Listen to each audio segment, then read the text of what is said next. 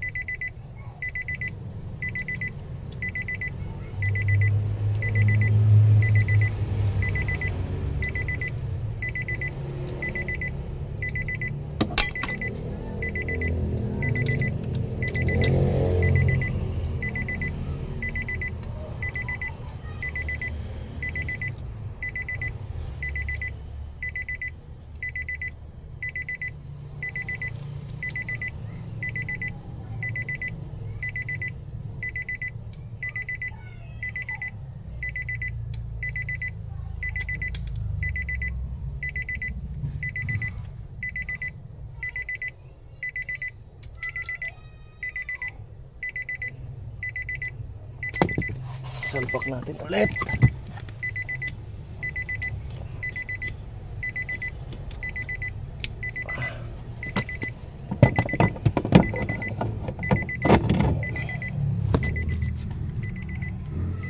Ito muna natin isang tornilyo niyan.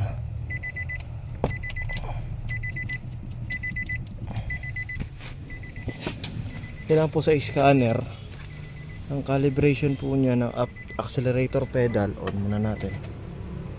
Accelerator pedal, input signal tayo.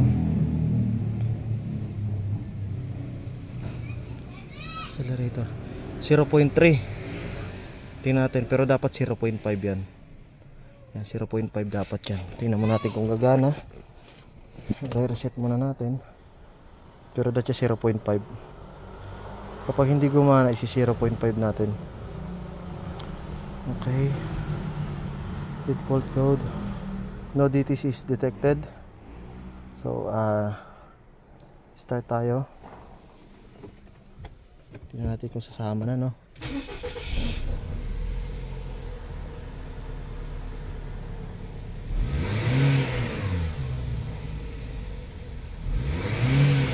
Ayan, okay na po.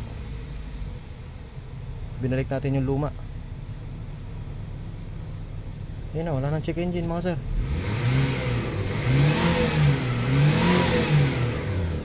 Ayos na. Sus! Ayaw ng bagong mga bossing.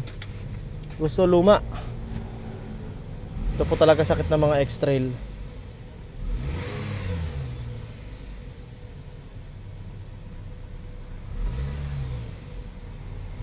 Yan po, ituturo ko po sa inyo kung ano po sakit ha. Mga sir, ituturo ko po sa inyo kung ano po sakit. Hindi po solusyon ang pagpapalit ng pedal. Wala pong acceleration to, sakit nito. Bumili sila brand new to. Ayaw pong tagapin tong brand new.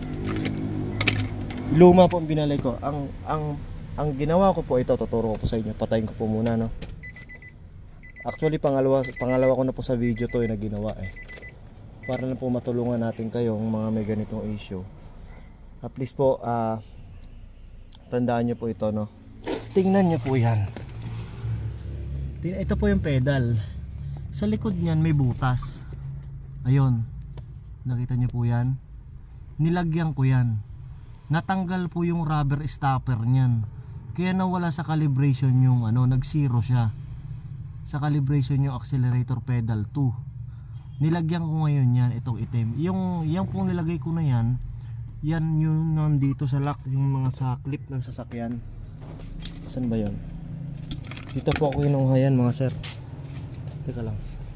Tingnan nyo po yung mga dito, mga bossing, yung mga clip dito, yun, yung niyan ang nilagay ko doon. Yun ang nilagay ko rin sa likuran. Hindi ko na po naipakita kanina. Pero yan po, ayan lang po ang ginawa ko. Nilagyan ko po niyan. Yan. Gusto niyo po tanggalin natin para malaman nyo kung talagang legit ba yung ginawa ko. Sige, tanggalin natin po ano. Tanggalin ko Ayan, tinanggal ko try natin ngayon.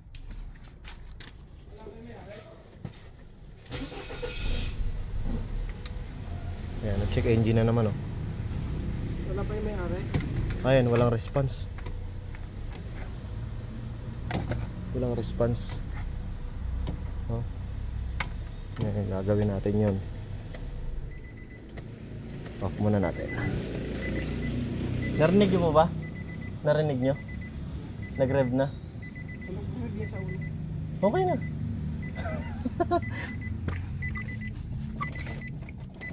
Binalik ko pa yung luma. Babalik natin mga sir. Ay shit, nalaglag. Nalaglag. Yuts, nalaglag pa.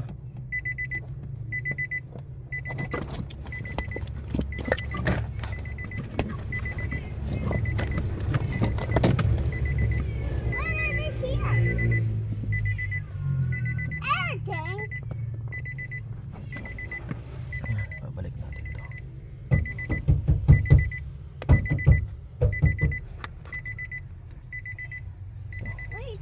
May ginagawa dyan. Ay, sara sa likod. Saan ba yan? Ito. Ayan yung butas na to. Ayan, ito. Ayan, ito. Diyan natin ilalagay ito. Siyempre mga sir, kailangan. Ay, nalaglag na naman. Ano ba yan?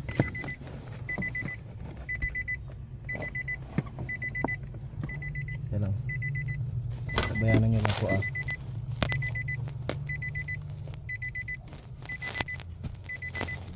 hold on lang ako, ikakabit ko lang.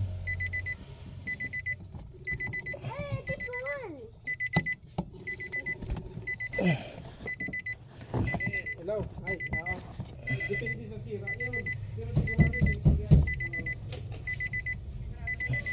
Yung sensor yan, may kaldad reverse saka abante.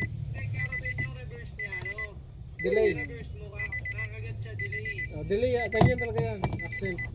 Pag may sensor na sira yan, delay ang reverse. Kaldad sa Ikabit na natin mga sir, tingnan nyo. Ayun yan ang kalabi para dalasan. Yan, re-reset muna ho natin reset muna natin. Yung sensor ang nasira dyan. Kailangan sa scanner kasi makikita yan Muna natin yung tornilyo. Pag fault code lang, hindi mo makikita si fault code yan.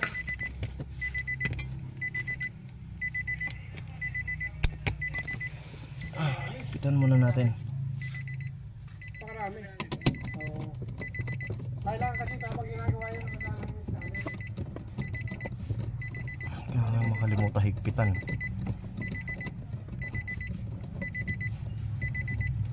Actually, sekreto lang ho ito Pero syempre, kapwa naman tayo Pilipino, turo natin.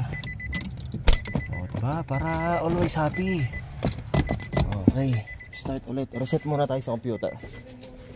On check engine. Nakita nyo po kapag wala yung stopper na yun, magkakaganon. Read fault code tayo. Lalabas yung error na yan. Ayun yan yun. Clear natin.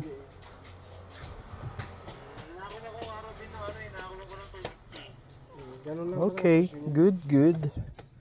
Start. Pagka titingnan namin. Diba? Di nag-check engine.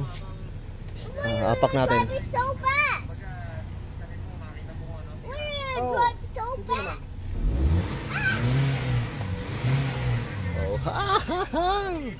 Chamba. All goods. Pa-subscribe mga bossing. Pwede naman dyan sa inyo gawin. Pa-subscribe po yung channel po natin. 777 Auto Electrical and Auto Diagnostics. Pa-follow po ng ating Facebook page. For more tutorial po, PM lang po kayo sa amin kung ano po gusto nyo baka meron po kaming alam na encounter na hindi niyo po alam, pwede po kayo magtanong sa amin. So hindi po kasi namin maituturo lahat sa Facebook, sa YouTube, sa mga video namin kasi po mahirap pong ituro to, gagayahin ng mga nagdi-DIY. So ngayon, maganda po na ma-share namin sa mga legit talaga mga technician, ano? Kaya okay na po, may power na. Ayun. Tapos wala na po tayong check engine yan. Red fault codes. Power steering. Power steering lang po yan. Power steering, position sensor circuit. Ang error po nito, ewan ko bakit may power steering ito. Bakit lumalabas yan? Ano power steering nito? Ilalim. Gara ng andar ng makina nito.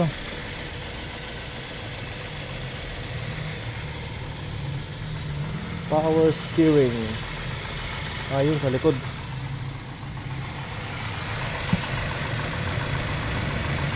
Wala na yata yung wire niya.